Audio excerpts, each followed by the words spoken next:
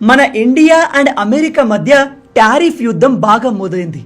రీసెంట్గా America tariff విషయంలో మన ఇండియాకు ఒక వార్నింగ్ పంపింది.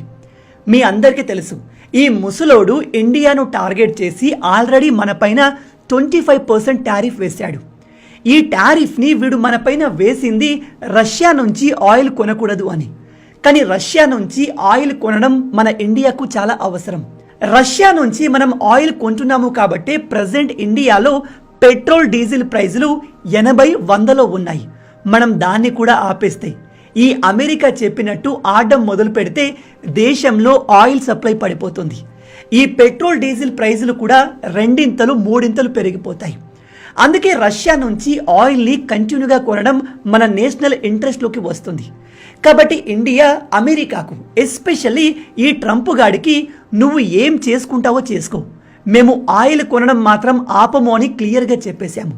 దాంతో వీడికి మరింత కోపం వచ్చి ఇంకో 25% టారిఫ్ మీ మీద వేస్తాను అంటే మొత్తం ఇండియా పైన 50% టారిఫ్ వేస్తాను అని బెదిరించాడు.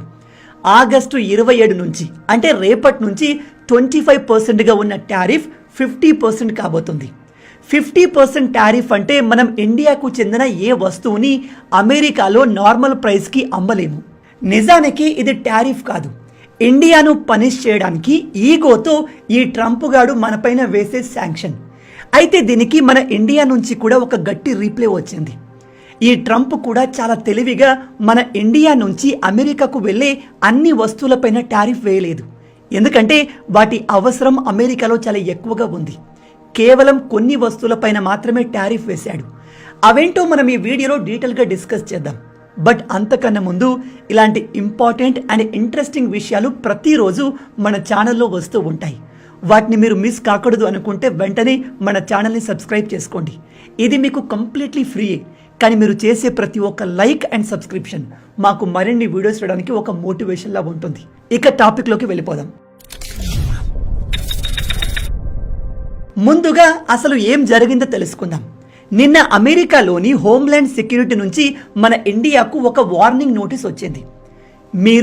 మేము చెప్పినట్టుగా రష్యా నుంచి ఆయిల్ని కొనడం ఆపట్లేదు, కాబట్టి ట్రంప్ గవర్నమెంట్ మీ పైన ఆల్రెడీ 25% టారిఫ్ వేసింది.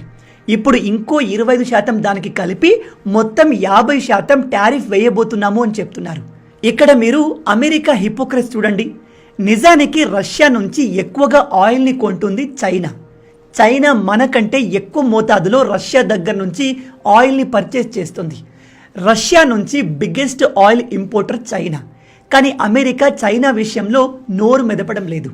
అండ్ రష్యా నుంచి ఎక్కువగా ఎనర్జీ గ్యాస్ని కొంటుంది యూరప్ని కూడా అమెరికా ఏమీ అనట్లేదు. కానీ ఈ ముసలోడు మన ఇండియా మీద పగబట్టి చెప్తాడు, ఇండియా రష్యా నుంచి ఆయిల్ కొంటుంది, ఆ డబ్బుతో రష్యా వెపన్స్ని తయారు చేసి యుక్రెయిన్ పైన బాంబులు వేస్తుంది, యుక్రెయిన్లో చనిపోతున్న ప్రజల పాపం మొత్తం ఇండియాదే అంటున్నాడు వీడు. అసలు అమెరికా ప్రెసిడెంట్ అయిన వ్యక్తి మాట్లాడాల్సిన మాటలా ఇవి? వీడు మన ఇండియాను టార్గెట్ చేయడానికి అసలైన కారణం మనం రష్యా ఆయిల్ని కొనడం కాదు. నేను మీకు ఇంతకు ముందు వీడియోస్లో కూడా చెప్పాను, వీడు అమెరికాలో రైతులు పండించే పంటల్ని, డైరీ ప్రొడక్ట్స్ని మన ఇండియాలో అమ్మాలని చూస్తున్నాడు. అందుకని వీడు మన ఇండియన్ అగ్రికల్చర్ మార్కెట్ యాక్సెస్ని అడుగుతున్నాడు. అడగడం కాదు, వీడు మనల్ని బెదిరించి మా కోసం మీ అగ్రికల్చర్ మార్కెట్ని ఓపెన్ చేయమంటున్నాడు. ఒకవేళ మనం మన అగ్రి మార్కెట్ని అమెరికన్ రైతుల కోసం ఓపెన్ చేశామే అనుకోండి, అమెరికా ప్రతిదీ హైబ్రిడ్ పంటల్ని పండిస్తుంది. వాళ్ళతో మన ఇండియన్ రైతులు పోరాడలేరు. అది మన భారతీయ రైతుల్ని విపరీతంగా నష్టపరుస్తుంది. అందుకే మోడీ గారు ఎట్టి పరిస్థితుల్లో ఈ ట్రంప్ గాడు ఎంత బెదిరించినా, మన పైన ఎంత ప్రెజర్ చేసినా ఆ యాక్సెస్ ఇవ్వము అని క్లియర్గా చెప్పేశారు. దాంతో ఈ ముసలోడి ఈగో హట్ అయింది. ఎందుకంటే వీడు ఒక్క ఆర్డర్ ఇవ్వగానే పాకిస్తాన్ వచ్చి వీడి బూటు నాకుతుంది, ఇంకో ఆర్డర్ ఇస్తే బంగ్లాదేశ్ వెళ్ళి ఇంకో బూటు నాకుతుంది. కానీ ఇండియా మాత్రం వీడి మాట వినట్లేదు. మాట వినడం కాదు, విని మనం అసలు పట్టించుకోవట్లేదు. అందుకే ఇప్పుడు మన ఇండియా నుంచి ప్రోడక్ట్స్ని అమెరికాలో అమ్మకుండా వీడు మన పైన టారిఫ్ వేశాడు. దానికి మన ఇండియా కూడా పెద్దగా ఏమీ భయపడకుండా వెంటనే ఆల్టర్నేట్ మార్కెట్ కోసం వెతకడం మొదలుపెట్టింది. ఆల్రెడీ రష్యా ముందుకు వచ్చి మీ వస్తువుల్ని మా దేశంలో అమ్మండి అని మనల్ని అడుగుతుంది. అలాగే చైనాతో కూడా మనం ఆల్రెడీ ట్రేడ్ని స్టార్ట్ చేయబోతున్నాం. మనం చైనాలో కూడా మన వస్తువుల్ని పంపబోతున్నాము.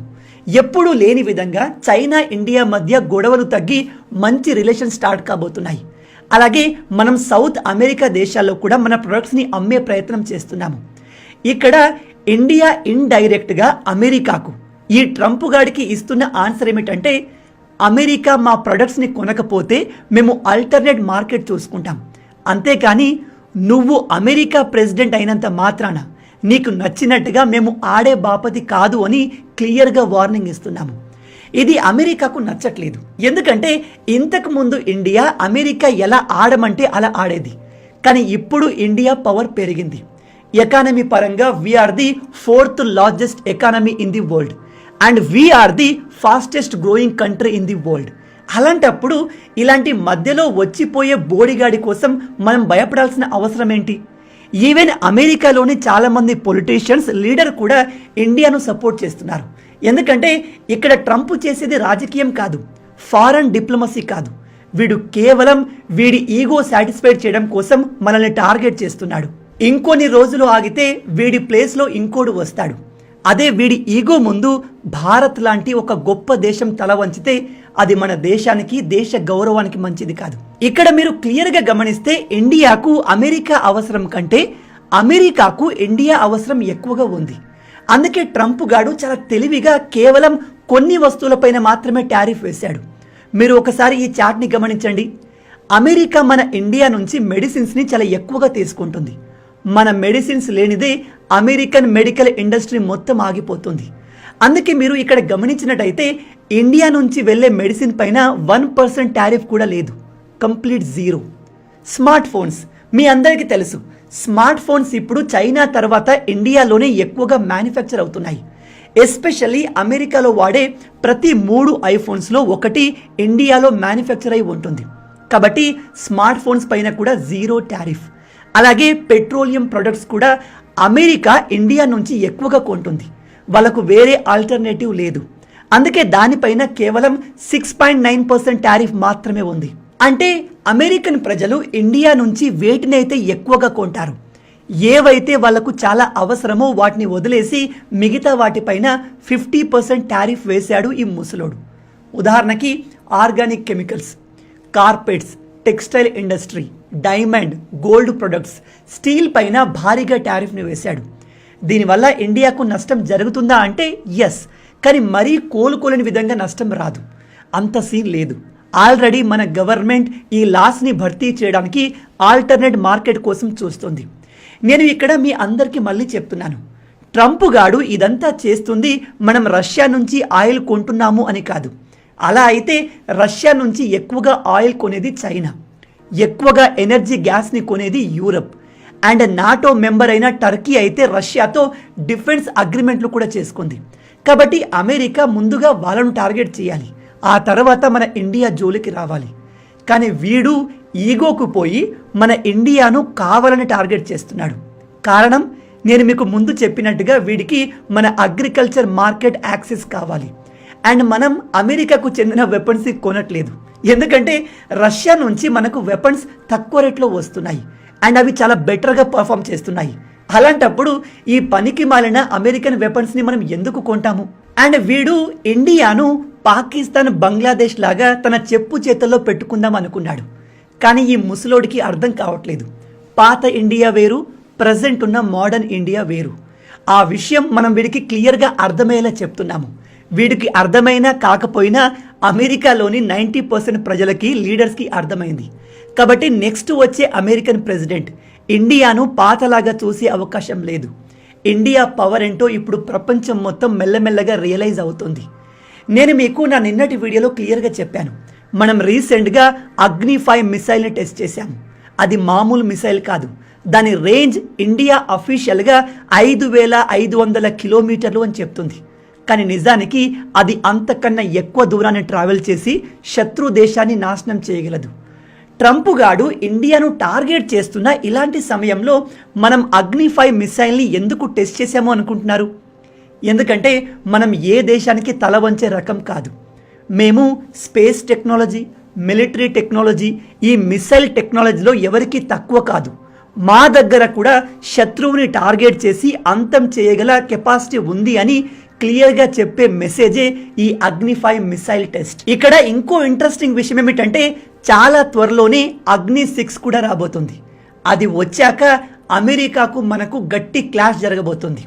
అగ్ని-6 రెడీ అయితే దాంతో మనం ప్రపంచంలో ఉన్న ఏ దేశాన్నైనా, ఏ ప్రాంతాన్నైనా టార్గెట్ చేసి డిస్ట్రాయ్ చేయగలము. దాంతో అమెరికాకు వచ్చిన నష్టం ఏంటి అని మీకు అనిపించవచ్చు. అమెరికాకు ఎంత బలుపు, ఈగో అంటే వాళ్ళ దగ్గర ప్రపంచంలో ఏ దేశాన్నైనా నాశనం చేసే వెపన్స్ ఉండొచ్చు. కానీ వేరే వాళ్ళ దగ్గర అమెరికాను హిట్ చేయగల కెపాసిటీ కలిగిన వెపన్స్ ఉంటే వాళ్ళు తట్టుకోలేరు. అందుకే ఆ దేశాన్ని తొక్కేయడానికి ట్రై చేస్తారు. ఆ దేశాన్ని కావాలని టార్గెట్ చేస్తారు. ఆ దేశంతో వేరే ఏ దేశాలు బిజినెస్ చేయకూడదు, ట్రేడ్ చేయకూడదు అని టారిఫ్లు, శాంక్షన్లు వేస్తారు. అందుకే కదా అమెరికాకు రష్యా అంటే పడదు. ఎందుకంటే రష్యా తలుచుకుంటే 100 న్యూక్లియర్ బాంబుల్ని అమెరికా మీద వేయగలదు. చైనా కూడా చాలా ఈజీగా అమెరికాను టార్గెట్ చేయగలదు. అండ్ ఇప్పుడు మన ఇండియా కూడా అంతటి క్యాపబిలిటీ కలిగి ఉంది. అందుకే ఈ ట్రంప్ గాడు అమెరికా గవర్నమెంట్ మెల్లమెల్లగా ఇండియాను ప్రెజర్ చేస్తుంది, మనల్ని కంట్రోల్ చేస్తుంది, ఎదగనివ్వకుండా ఆపే ప్రయత్నం చేస్తుంది. కానీ అమెరికా ఎన్ని ప్లాన్లు వేసినా ఇండియా తగ్గేలా కనిపించట్లేదు. ఈ ట్రంప్ గాడు మనల్ని ఎంత ప్రెజర్ చేస్తే మనం అంత వేగంగా ముందుకు వెళ్తున్నాము. అభివృద్ధి విషయంలో అండ్ టెక్నాలజీ విషయంలో కూడా అది మనకు కనిపిస్తూనే ఉంది. రీసెంట్గా మోడీ గారు కూడా అమెరికాకు ఒక డైరెక్ట్ మెసేజ్ పంపారు. ఈయన అహ్మదాబాద్లో రైతులతో జరిగిన మీటింగ్లో ఇలా చెప్పారు: కొన్ని విదేశీ శక్తులు మన దేశ అగ్రికల్చర్ సెక్టార్ మార్కెట్ని యాక్సెస్ కావాలని అడుగుతున్నాయి, మనల్ని ప్రెజర్ చేస్తున్నాయి. కానీ వాళ్ళు మనల్ని ఎంత ప్రెజర్ చేస్తే మనమంత స్ట్రాంగ్గా మారుతాము. ఎట్టి పరిస్థితుల్లో మన అగ్రికల్చర్ మార్కెట్ యాక్సెస్ ఏ దేశానికి ఇచ్చేది లేదు అని ఖరాఖండిగా చెప్పేశారు. అలా అని ఇక్కడ మన ఇండియా అమెరికాతో వైరం పెట్టుకుంటుంది, శత్రుత్వం పెంచుకుంటుంది అని కాదు. ఫస్ట్ ఏ దేశమైనా వాళ్ళ దేశ ప్రజల బాగోగుల గురించి ఆలోచిస్తుంది. ఇక్కడ మనం ట్రంప్ గాడు చెప్పినట్టుగా రష్యా ఆయిల్ కొనడం ఆపేసిన, అగ్రికల్చర్ మార్కెట్ యాక్సెస్ వాళ్ళకు ఇచ్చినా ముందుగా నష్టపోయేది మన ప్రజలు. దేశ ప్రజలే విపరీతంగా నష్టపోతారు అని తెలిసి మనం అమెరికాకు తలొగ్గితే మన దేశం పరువు ఎక్కడ మిగులుతుంది? మోడీ గారు ఉండి ఏం ప్రయోజనం? అందుకే ఇండియా చాలా క్లియర్గా చెప్తుంది, మాకంటూ కొన్ని రెడ్ లైన్స్ ఉన్నాయి, మీరు వాటిని దాటి గొంతెమ్మ కోరికలు అడిగితే మేము ఇవ్వలేము. సర్టెన్ లిమిట్ వరకు మనం దాని గురించి మాట్లాడవచ్చు, కానీ మాకు ఇది ఖచ్చితంగా కావాలి, మీరు ఇవ్వాల్సిందే అని ప్రెజర్ చేస్తే మేము పాకిస్తాన్, బంగ్లాదేశ్ లాగా మీ చెప్పు చేతల్లో ఉండే వాళ్ళము కాదు అని క్లియర్గా చెప్పేశాము. ఓవరాల్గా మోడీ గవర్నమెంట్ ఈ ట్రంప్కు చెప్పేది ఏమిటంటే, నువ్వు 50% టారిఫ్ వేసుకో లేదా 500% టారిఫ్ వేసుకో, నువ్వు అడిగినవి మేము ఇవ్వము కూడా, ఎందుకంటే అది మా నేషనల్ ఇంట్రెస్ట్కి సంబంధించింది అని క్లియర్గా చెప్పేసింది. అలాగే మనం అమెరికా మార్కెట్కి ఆల్టర్నేట్గా ఇతర మార్కెట్ని ఎక్స్ప్లోర్ చేస్తున్నాము. మన ప్రొడక్ట్స్ని అమెరికా నుంచి వేరే ప్రాంతాలకు తరలించి ఆ నష్టాన్ని తగ్గించుకుంటున్నాము. వన్స్ అందులో మనం సక్సెస్ అయ్యాక అమెరికా అవసరం మనకు ఉండదు, మన అవసరం అమెరికాకు ఉంటుంది. అప్పుడు ఈ ముసలోడే దిగొచ్చి వాడే టారిఫ్ని తగ్గించి మళ్ళీ మాతో బిజినెస్ చేయండి అని ఖచ్చితంగా అడుక్కుంటాడు. ఆ రోజు చాలా త్వరలోనే రాబోతుంది.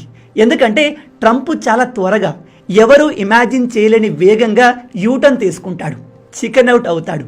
నేను గ్యారెంటీగా చెప్తున్నాను, ఇది రాబోయే 2-3 నెలలను జరగబోతుంది, గుర్తుపెట్టుకోండి. ఇక్కడ నాకు అనిపించిన ఇంకో విషయం ఏమిటంటే, 2 దేశాల మధ్య ట్రేడ్ అనేది కేవలం వస్తువుల ఇంపోర్ట్ ఎక్స్పోర్ట్తోనే కాదు, డిజిటల్ సర్వీస్లో కూడా జరుగుతుంది. మీరు గమనించండి, X, OpenAI, ChatGPT, Facebook, Instagram, YouTube, Google, ఇంకా పెద్ద పెద్ద ఐటీ కంపెనీస్ అన్నీ అమెరికాకు చెందినవి. వీళ్ళందరికీ అతిపెద్ద కస్టమర్ బేస్ మన ఇండియాలోనే ఉంది. వీళ్ళు ఇండియా నుంచి లక్షల కోట్లు సంపాదిస్తున్నారు.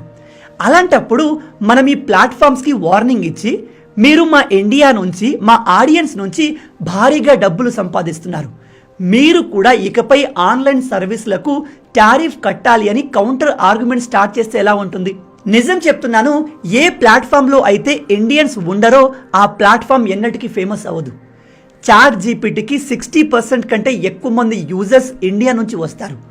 ఫేస్బుక్, ఇన్స్టాగ్రామ్, యూట్యూబ్, గూగుల్స్ వీటన్నిటికీ అతిపెద్ద యూజర్ బేస్ ఇండియాలోనే ఉంది. ఈ అమెరికన్ పెద్ద పెద్ద కంపెనీస్ అన్ని మన దగ్గర నుంచి లక్షల కోట్లు సంపాదిస్తున్నాయి.